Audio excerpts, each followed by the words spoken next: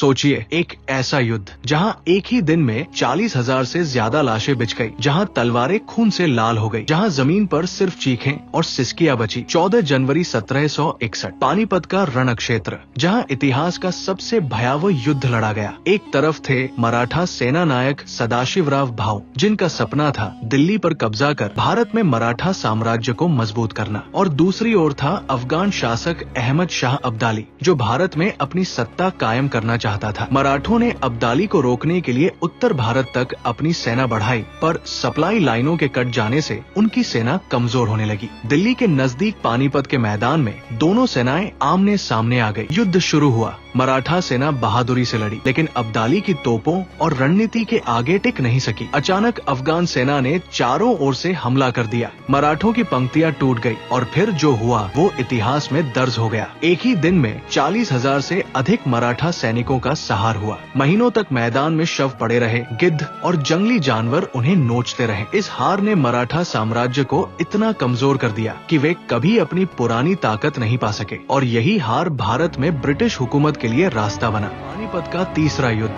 भारत के इतिहास की सबसे भयानक लड़ाई, जिसने एक पूरे साम्राज्य की किस्मत बदल दी।